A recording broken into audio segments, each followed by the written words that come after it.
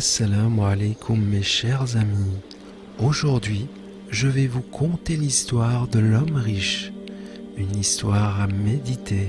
Dans un village vivait un homme riche, un boulanger nommé Ahmed et un boucher nommé Ali. Chaque jour que Dieu fait, le boulanger préparait joyeusement son pain, puis il passait dans chaque famille et donnait à chacun du pain. Il en est de même pour le boucher qui, après avoir tué son bœuf, distribuait la moitié de sa viande aux villageois. Les villageois aimaient beaucoup le boulanger, car ils le trouvaient très généreux.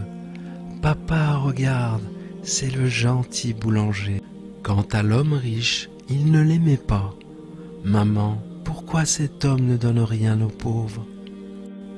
Un jour, le riche tomba malade et personne au village n'est allé lui rendre visite. Son état de santé se détériorait de jour en jour et personne ne lui rendit visite. Seule sa femme et sa fille le pleuraient. Malheureusement, il finit par succomber à sa maladie.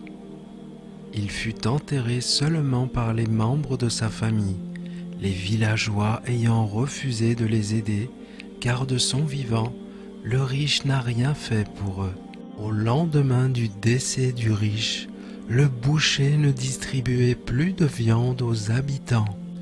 Le boulanger aussi avait cessé de faire la distribution de son délicieux pain. « Papa, pourquoi le boulanger ne donne plus son pain ?» Les habitants qui n'avaient pas d'argent se mirent à faire la manche, espérant ainsi avoir de quoi manger. Le boulanger et le boucher n'ouvraient plus leurs portes aux pauvres. Comme la situation se répétait chaque jour et que les habitants avaient l'habitude de recevoir de la viande et du pain chaque matin, ils sont donc allés se plaindre auprès du boucher et du boulanger. Ils voulaient comprendre pourquoi ils ne recevaient plus leurs donations et que maintenant ils devaient faire la manche pour manger. Le boulanger leur fit savoir d'où venaient toutes ces donations qu'ils faisaient. C'est donc l'homme riche qui achetait le pain et la viande qu'il faisait partager aux villageois. Mais comme il n'est plus, eux aussi ont cessé d'en donner faute de moyens.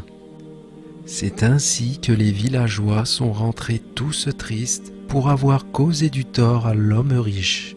Ils prièrent afin de demander pardon. Et oui, car malheureusement, c'était trop tard pour lui demander pardon en personne. La morale de cette histoire. Mon frère, ma sœur, n'ayons jamais de préjugés sur quelqu'un. Combien de fois n'avons-nous pas eu tort de juger une personne avant de prendre connaissance de la réalité? Abu Huraira radiyallahu anhu rapporte ces propos de l'envoyé de Dieu sallallahu alayhi wa sallam. Méfiez-vous des préjugés, car rien n'est plus trompeur. Ne vous espionnez pas, ne rivalisez pas entre vous, ne vous enviez pas, ne vous détestez pas, ne vous ignorez pas. Soyez des serviteurs de Dieu fraternels, ainsi que Dieu vous l'a ordonné. Le musulman est le frère du musulman.